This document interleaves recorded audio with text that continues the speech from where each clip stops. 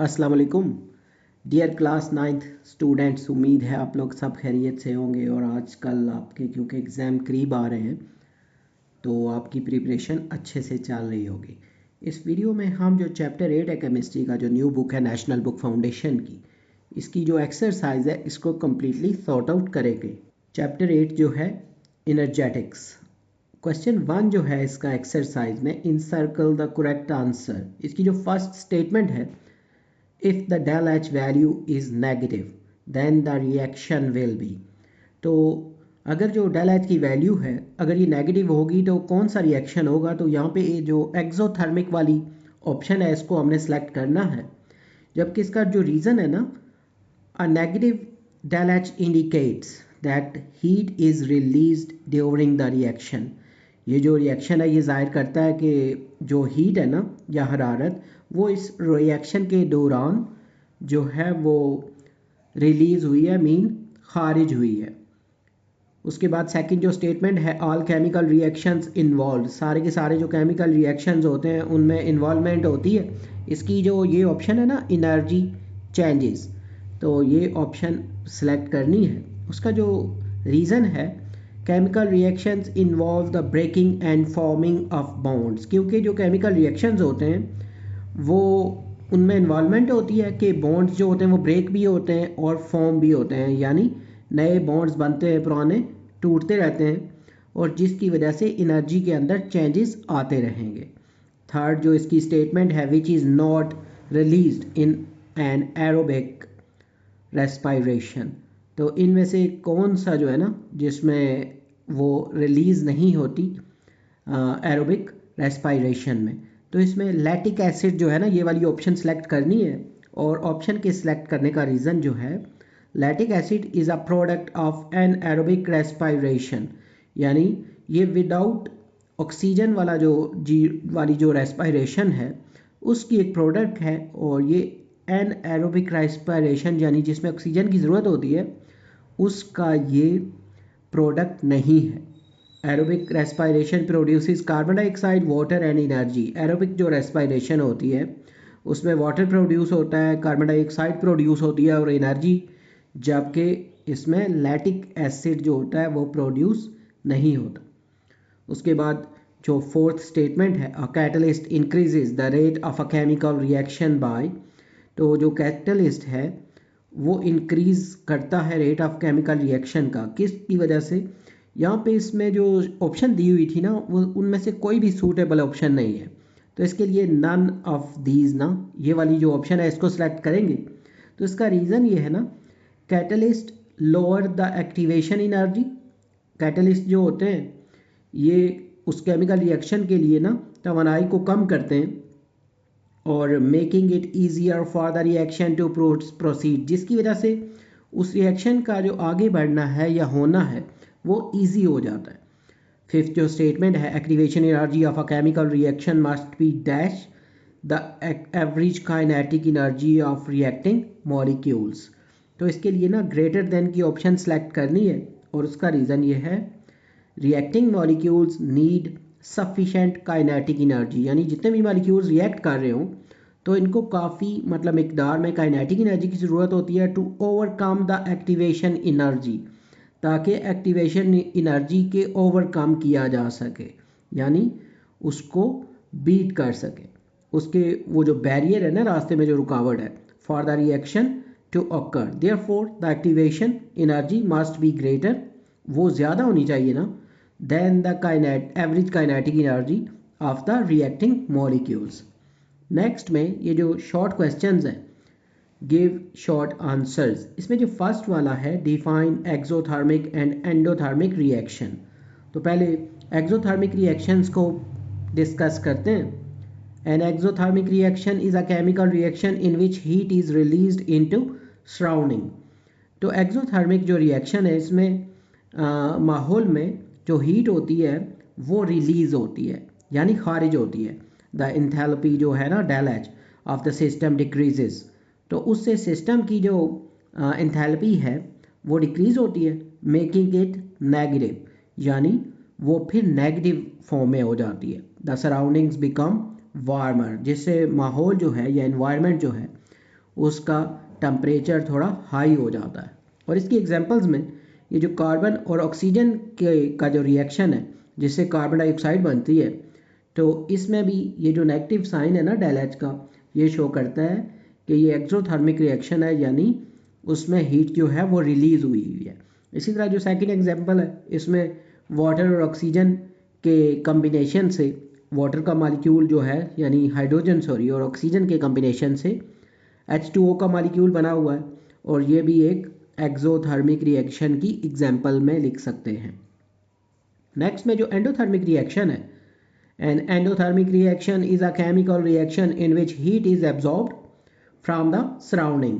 तो endothermic reaction में ना जो सराउंडिंग्स होती हैं उसकी हीट सिस्टम में एब्जॉर्ब होती है, और उसकी जो एंथैल्पी है, the enthalpy of the system increases making it positive, यानी वो जो निज़ाम है उसकी एंथैल्पी बढ़ जाती है और इसकी वजह से वो पॉजिटिव इम्पैक्ट होता है उस पर, और द सराउंडिंग बिकम कूलर, और जो इन्वायरमेंट है उसका टेम्परेचर थोड़ा डाउन हो जाता है।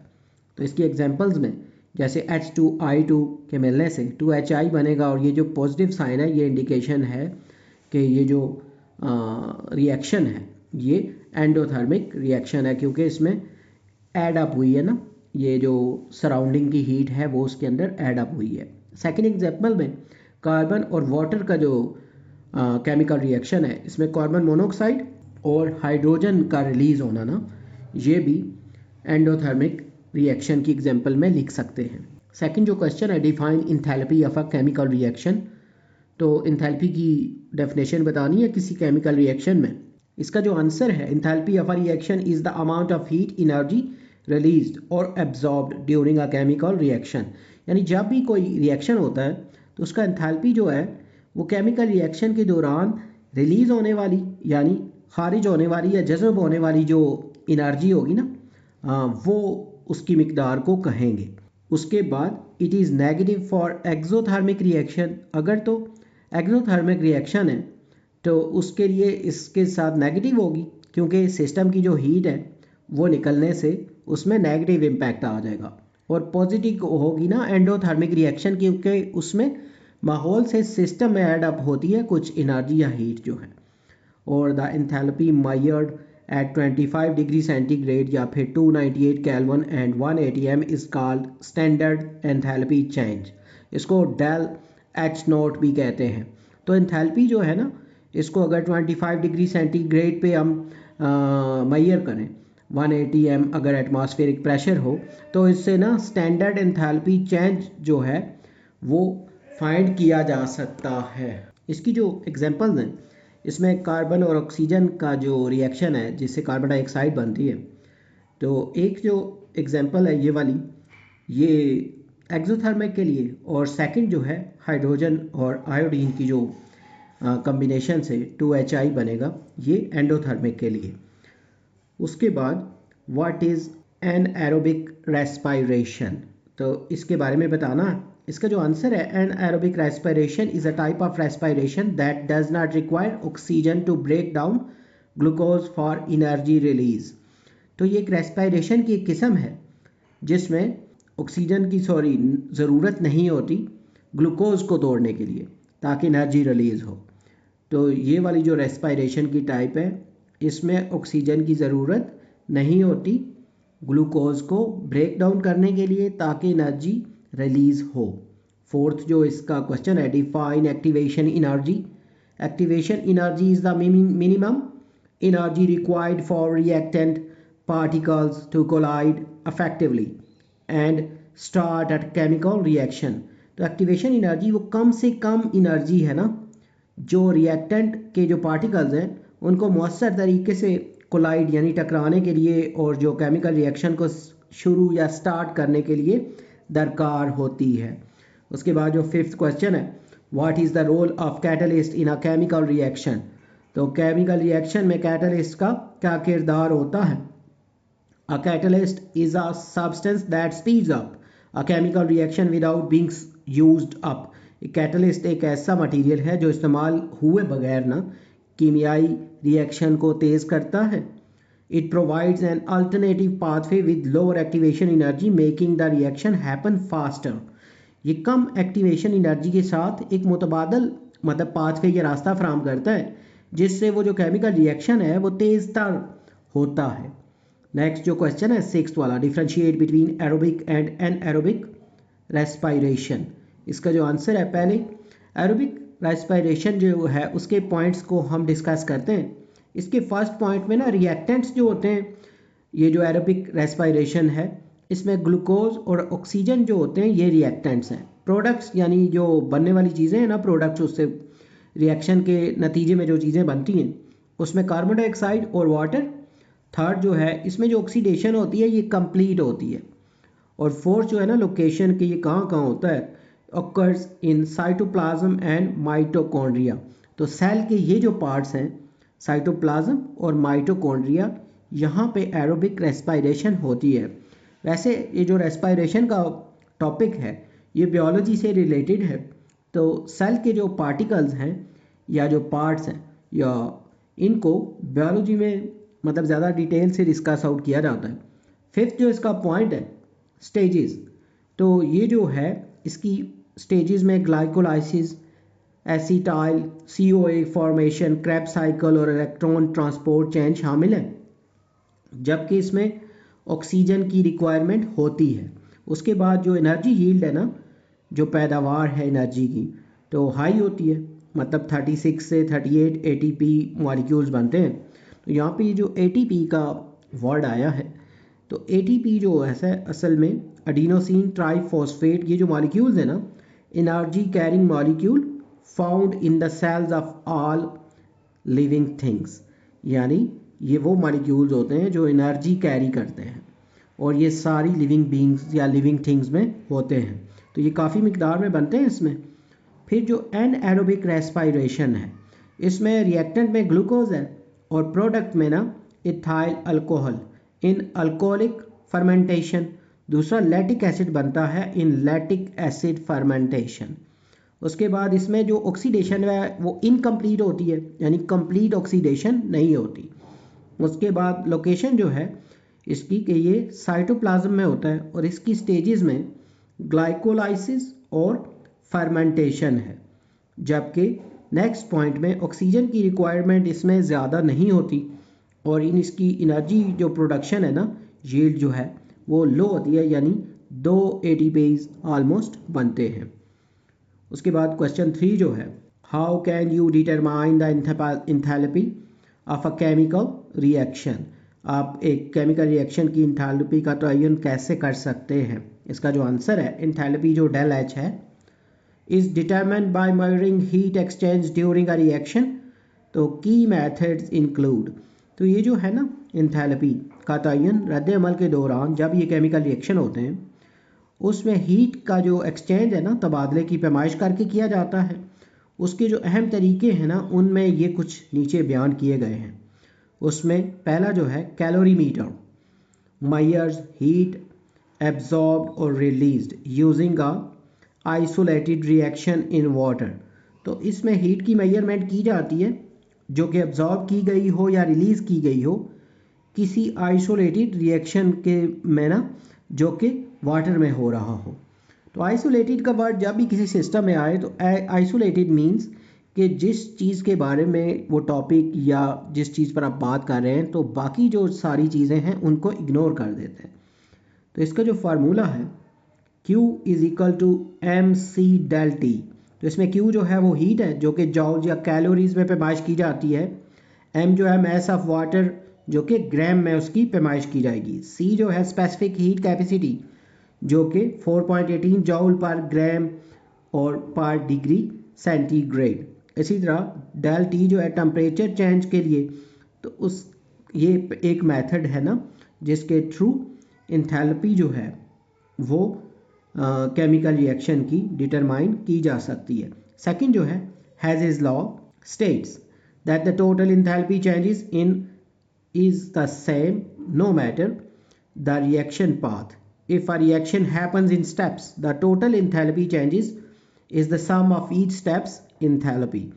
तो इसमें ये कह रहे हैं कि इंथैल्पी जो है वो चेंज की मतलब एक ही जैसा होगा, चाहे वो जो रिएक्शन है उसका कोई भी तरीका या पाथ यूज़ हुआ हो।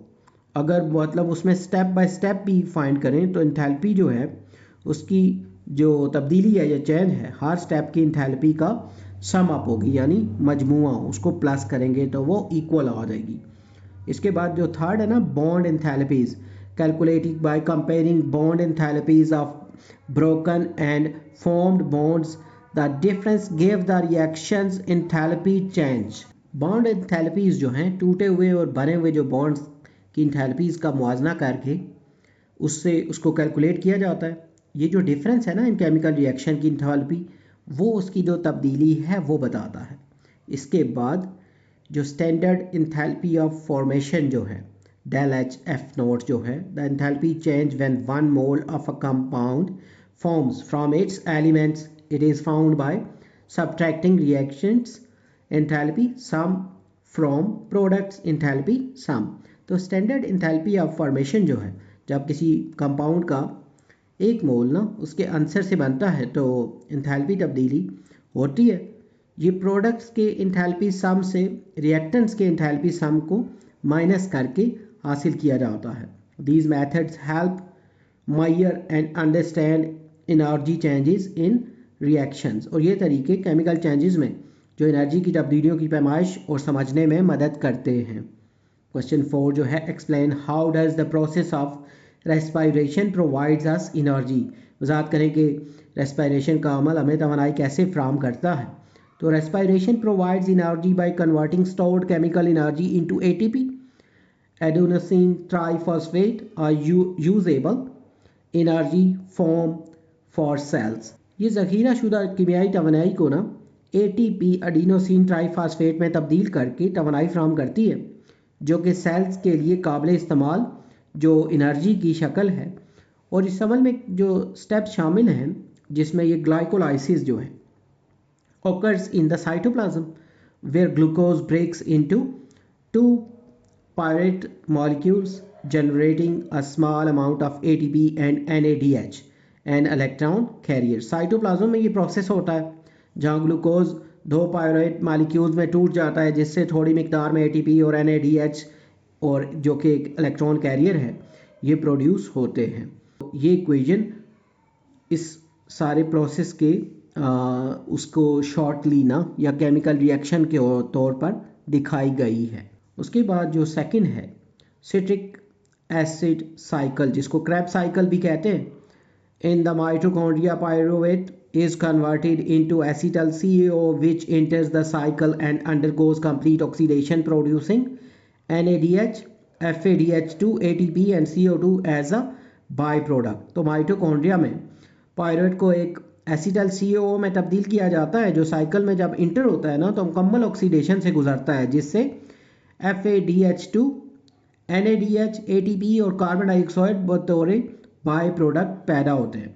इक्वेशन जो है एक की रिप्रेजेंटेशन है सेलुलर रेस्पायरेशन के लिए, स्पेशली द क्रैब साइकिल जो सिट्रिक एसिड साइकिल है। इसका वैसे क्योंकि इम्पोर्टेंट है ये तो अलग से पेपर में पूछी जा सकती है, तो इस इक्वेशन को समझने के लिए ये कुछ स्टेप्स हैं कि जो एसिटल CaO है ना इंटर होती है the cycle and undergoes oxidation, तो इस पे ऑक्सीडेशन का प्रोसेस होता है और NAD पॉजिटिव और FAD जो है ना ये इलेक्ट्रॉन कैरियर के तौर पे काम करते हैं, गेटिंग रिड्यूस टू।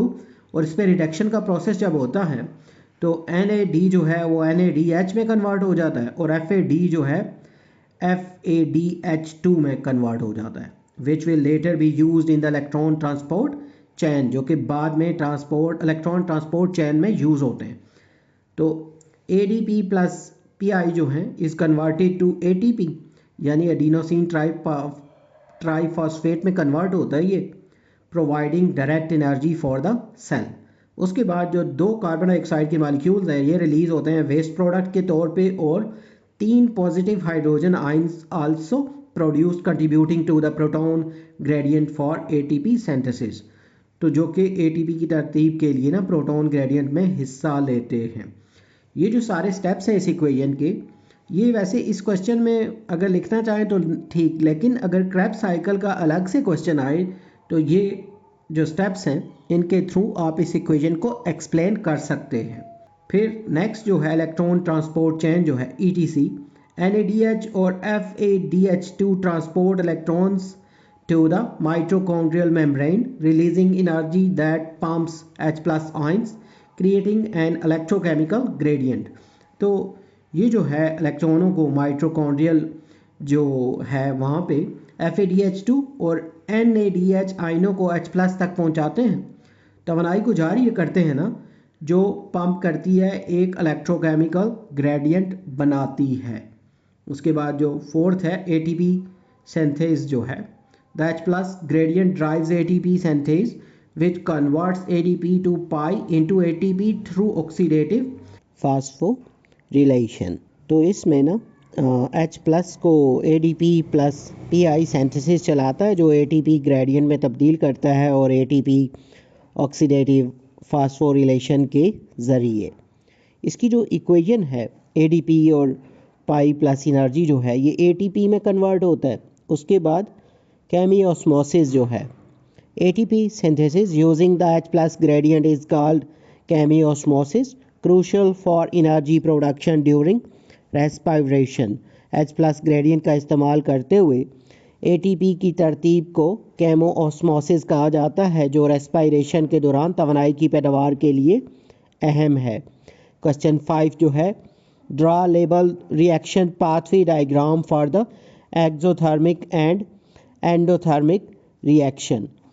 तो इसका जो आंसर है पहले जो है एंडोथर्मिक रिएक्शन की जो डायग्राम है इसमें एनर्जी एब्जॉर्ब होती है ड्यूरिंग द रिएक्शन और the energy of the products is higher than the energy of reactants, और जो प्रोडक्ट्स हैं उनकी एनर्जी हायर होती है रिएक्टेंट के मुकाबले में। A significant amount of activation energy is required to start the reaction। Reaction को शुरू करने के लिए एक्टिवेशन एनर्जी की एक ख़ास मिकदार की ज़रूरत होती है। इसकी एग्जांपल्स में फोटोसिंथेसिस और मेल्टिंग ऑफ आइस है। नेक्स्ट में जो एक्सोथर्मिक रिएक्शन है इसकी जो डायग्राम है energy is released during the reaction, chemical reaction के दौरान इसमें तवानाई खारिज होती है और energy of the products is lower than the energy of reactants. जो प्रोडक्ट्स की तवानाई है रिएक्टेंट्स की तवानाई से कम होती है और activation energy is required but the reaction releases more energy than its absorbs. Activation energy की ज़रूरत है लेकिन इसका जो केमिकल रिएक्शन है जज़ब होने से ज़्यादा तवानाई खारिज होती है। एग्जाम्पल जो है इसकी कंबशन है, उसके बाद रेस्पिरेशन है। क्वेश्चन 6 जो है calculate the enthalpy of reaction between hydrogen and chlorine. तो एंथैल्पी ऑफ रिएक्शन जो है उसकी कैलकुलेशन करनी है हाइड्रोजन और क्लोरीन के रिएक्शन में, जिसमें हाइड्रोजन क्लोराइड बना है। तो उसमें जो बॉन्ड एनर्जी डेटा है वो भी क्वेश्चन में गिवन है। तो यहाँ पे इसका जो आंसर लिखेंगे सोल्यूशन इसका enthalpy calculation for hydrogen and chlorine reaction. उसके लिए जो बैलेंस इक्वेशन है H2 plus Cl2 makes 2HCl यानी हाइड्रोजन क्लोराइड बनती है। इसकी जो गिवन बॉन्ड एनर्जीज हैं यानी HH का जो बॉन्ड है उसकी 436 किलो जूल पर मोल और क्लोरीन के बॉन्ड की 243 किलो जूल पर मोल और HCl की जो है वो 432 किलो जूल पर मोल। और इसके लिए जो फार्मूला यूज़ करेंगे del H is equal to energy required to break bonds और minus energy released when bonds form. इसमें फर्स्ट स्टेप जो है energy required to break bonds यानी रिएक्टेंट्स जो हैं उसमें एनर्जी रिक्वायर्ड में HH बॉन्ड Cl बॉन्ड इन दोनों को एडअप करेंगे जो कि 679 किलो जूल पर मोल बनता है। स्टेप 2 में energy released when bonds form यानी प्रोडक्ट साइड जो है, तो उसमें क्योंकि 2 मॉलिक्यूल्स बने HCl के तो 2 को HCl की जो वैल्यू है उससे मल्टीप्लाई करके 864 किलो जूल पर मोल आएगा। स्टेप 3 में कैलकुलेट करेंगे डेल H की वैल्यू जो कि 679 माइनस 864 है जो कि नेगेटिव में आएगी 185 किलो जूल पर मोल। क्योंकि डेल H की वैल्यू नेगेटिव है इस वजह से रिएक्शन जो है एक्सोथर्मिक है यानी ये रिलीज़ करेगा हीट को। क्वेश्चन 7 जो है justify the statement that the process of respiration is crucial for us. इस बयान का जवाब पेश करना है कि रेस्पिरेशन का अमल हमारे लिए बहुत ज़रूरी है। इसका जो आंसर है, respiration is essential for survival as it provides the energy needed for all cellular functions. ये जो रेस्पिरेशन है बका के लिए ज़रूरी है क्योंकि ये तमाम सेलुलर अफ़आल के लिए दरकार तवानाई फ्राहम करता है। फर्स्ट जो है energy production, respiration breaks down glucose to produce ATP powering vital processes. तवानाई की पैदावार में ना रेस्पिरेशन ग्लूकोज को तोड़कर एटीपी पैदा करती है और अहम अमल को ताकत देती है। Without ATP cells can not function leading to death, यानी एटीपी के बगैर सेल फंक्शन नहीं कर सकते और ये फिर आगे जाके सेल की डेथ का बायस बन सकता है। उसके बाद सेलुलर फंक्शन जो है, ATP supports DNA replication, protein synthesis and molecule transport. ATP जो है डीएनए की नकल, प्रोटीन की तरतीब और मॉलिक्यूल ट्रांसपोर्ट की हिमायत करता है। थर्ड जो है oxygen transport, oxygen is needed for ATP production in aerobic respiration. Aerobic respiration में एटीपी के पैदावार के लिए ऑक्सीजन की ज़रूरत होती है। The respiratory system delivers oxygen and removes carbon dioxide. जो निज़ाम तनफ़ुस है ना, रेस्पिरेटरी सिस्टम ऑक्सीजन फ्राहम करता है और कार्बन डाइऑक्साइड को रिमूव करता है या खारिज करता है। वेस्ट रिमूवल जो है, respiration removes carbon dioxide preventing toxic buildup and maintaining pH balance. Respiration carbon dioxide को हटाता है, जहरीले जो जमा होने वाले मवाद हैं ना उनको रोकता है और पीएच जो है उसको यानी एसिडिटी और बेसिटी को बरकरार रखता है। फिफ्थ जो है survival, without respiration energy supply stops leading to organ failure and death. Respiration के बगैर तवानाई की फ्राहमी रुक जाती है जिससे अज़ा की खराबी और डेथ वाक़ई हो सकती है। 10 respiration is vital for life and overall health. इस तरह रेस्पिरेशन ज़िंदगी और मजमूई सेहत के लिए ज़रूरी है। यहाँ पे इस क्वेश्चन के इस चैप्टर के सारे जो एक्सरसाइज क्वेश्चन हैं वो कंप्लीट हो गए हैं। उम्मीद है ये वीडियो और ये नोट्स आपके लिए हेल्पफुल होंगे। अगर आपको इस बुक से रिलेटेड मज़ीद वो वीडियोस या नोट्स की ज़रूरत हो तो हमारे चैनल में ना इसकी प्लेलिस्ट मौजूद है, वहाँ से आप फाइंड आउट कर सकते हैं। इसके अलावा वीडियो की डिस्क्रिप्शन में लिंक मौजूद है प्लेलिस्ट का, वहाँ से भी आप रीच आउट कर सकते हैं। जल्द न्यू वीडियो में नए लेक्चर के साथ मिलेंगे। Have a nice time.